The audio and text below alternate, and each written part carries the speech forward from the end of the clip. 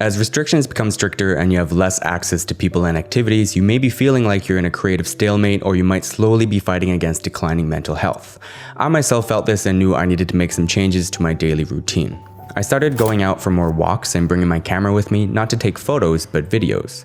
Now, I've never been much of a street photographer, but I've always been inspired by some friends of mine whose street photography has consistently blown me away. So as of late, I've been trying my hand at it on these walks, but with video clips instead of photos. I've noticed a number of benefits and want to encourage you to try it as well. Now, I'm going to break the benefits into two parts, technical and emotional/mental.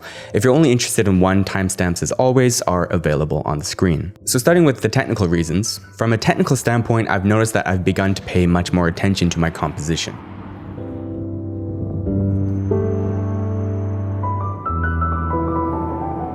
On these walks, I've been paying much more attention to lines, and the byproduct of that has been instilling an awareness of keeping my horizon level, meaning I eliminate the need to do any sort of cropping, as well as any unwanted distortion. I'm also quickly learning more about my camera as I become more and more familiar with how it works. It's also allowed me to slow down and focus on the frame, not the story. Video trends have moved from zoom transitions to speed ramping to VHS and film overlays to now an obsession with the story. This can be an entirely different topic, so I won't dive too deep into it, but I think this incessant need to find a compelling story can actually be stifling. It often leads to creators sitting too long and not sharpening their shooting because they don't see a story to capture.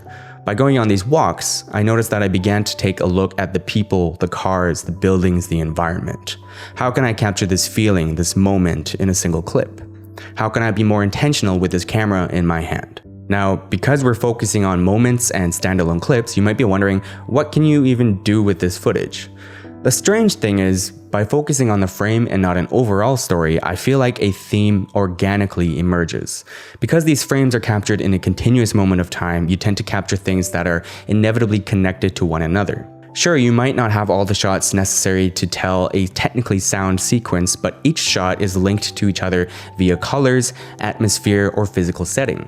I personally use these to act as backdrops for these writing videos I've been doing as of late, but I also realized I could use these for stock footage. Again, another huge topic, but I've been uploading these clips to a service called BlackBox, which distributes your footage to various stock video agencies and takes a cut every time you get a sale. Recently, I got a sale of an editorial clip, meaning I did not have a property release or anything complicated like that, and I shot the clip 2 years ago.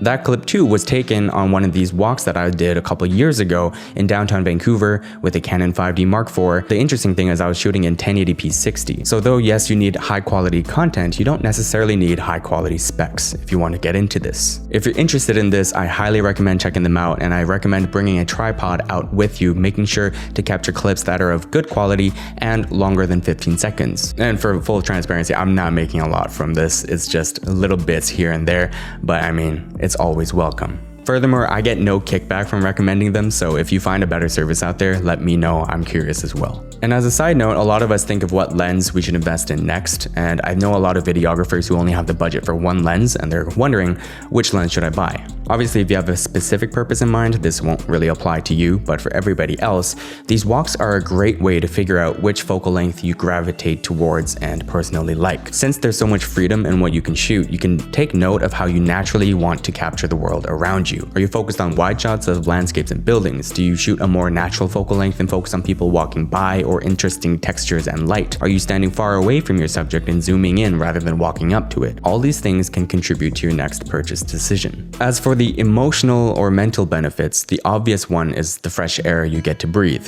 Going for walks is already so beneficial, so walking with an activity to keep your mind preoccupied can only add to the positives. Obviously, pay attention to moving vehicles and whatnot. The less obvious one ties back into the point I made about story. There's a certain level of relief and freedom one can feel from an uncontained shoot. That is, there's no set deliverable, no pressure from clients, no money on the table, and you can shoot whatever you want.